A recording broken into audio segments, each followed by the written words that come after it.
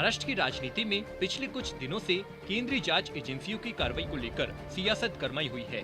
इसी बीच money laundering के एक मामले में ईडी ने आज पूछताछ के बाद महाराष्ट्र सरकार में मंत्री और राष्ट्रवादी कांग्रेस पार्टी के नेता नवाब मलिक को गिरफ्तार कर लिया। बता दें, मुंबई में अंडरवर्ल्ड की गतिविधियों से जुड़े मनी लॉन्ड्रिंग के केस में बुधवार सुबह ईडी के अधिकारियों ने महाराष्ट्र के मंत्री नवाब मलिक के घर पहुंचकर रेड की थी। फिर कुछ दस्तावेज लेकर उन्हें दफ्तर ले जाया गया, जहां उनकी पूछताछ हुई।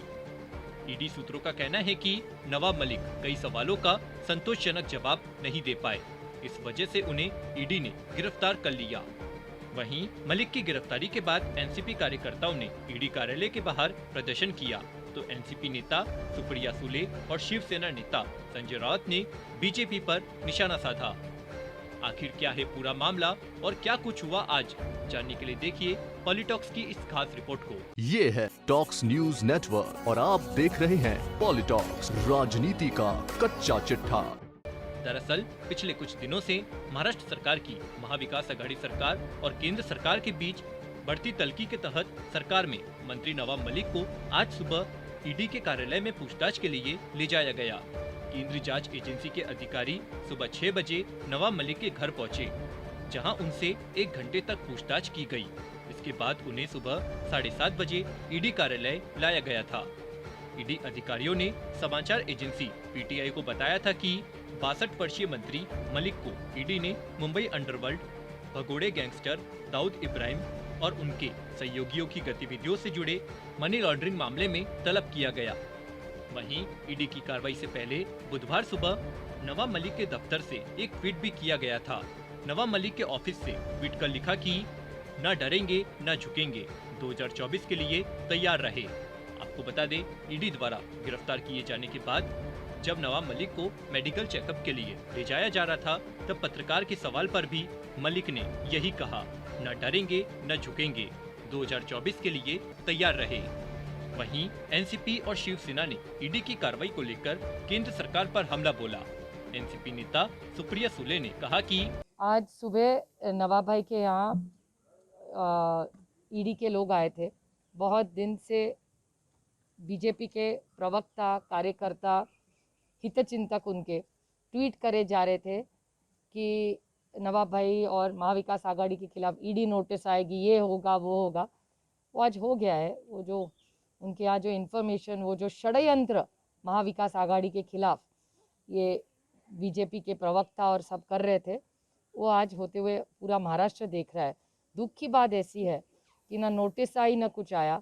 महाराष्ट्र के एक मंत्री को डायरेक्टली ईडी के ऑफिस में लेके गए। ये कौन सी नई राजनीति इन्होंने शुरू की है?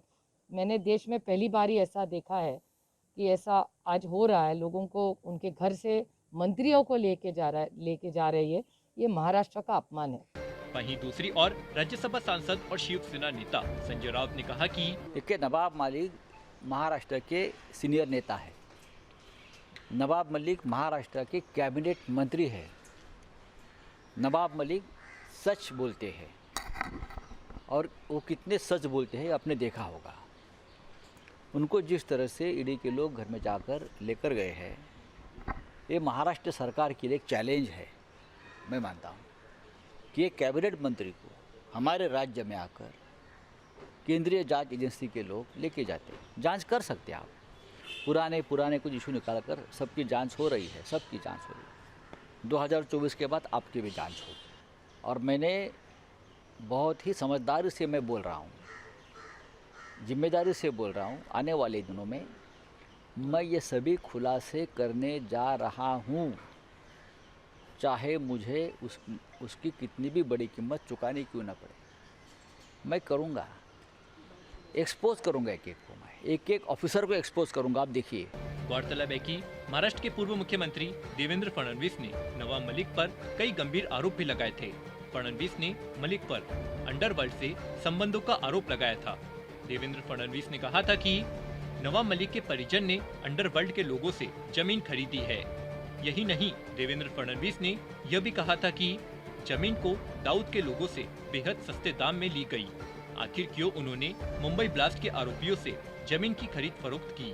पॉलिटॉक्स ब्यूरो, महाराष्ट्र। ये है टॉक्स न्यूज नेटवर्क और आप देख रहे हैं पॉलिटॉक्स, राजनीति का कच्चा चिट्ठा।